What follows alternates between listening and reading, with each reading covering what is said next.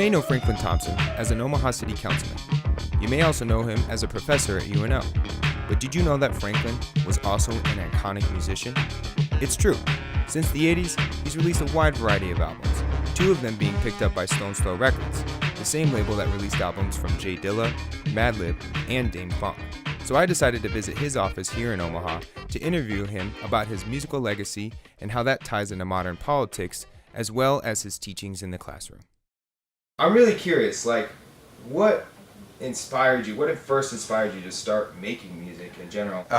Being a child of the 60s and 70s, the Black Revolution, and also the revolution to try to make America a better place, you had to have something to get you through. Some of my friends went with alcohol, some went with drugs. I decided to go with music. Right. That was my out. And so a lot of my music will have a lot of social messages to it, because that's just the way that I was able to deal with reality and not implode or explode. Right. And back in that time in Omaha, can you kind of give me an oversight on how Omaha was at that time growing up? Yes, probably the best kept secret in Nebraska is the Omaha Tech High story. Omaha Tech High was one of those schools that would easily have made a movie similar to Lean On Me or Cooley High. Wow. And at the time that I graduated, it was 94% black, and it was all of the students that didn't make it at the other schools. So if you didn't make it at Benson, Central, South, whatever, Tech High was your last stop before you either hit the streets or go to jail. You're a city councilman. Yes. You're a professor at UNL. You work very, very closely with the community here in Nebraska as a whole state, beyond, and even internationally with your students that come to your classes.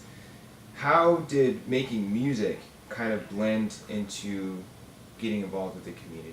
There's a 2-part answer for that. Yes. Part 1, actually students talked me into going into politics, starting at Burke High and then at Creighton Prep and then at UNO. And finally one day, after hearing over and over and over for about 15 years, you ought to go into politics, students telling me this, I said, well, I'm broke and I don't have money to pay for a campaign manager. And so a student, his name is Clint Brown, he said, well, I'll be your campaign manager and I'll do it for free. And I said, really? Wow.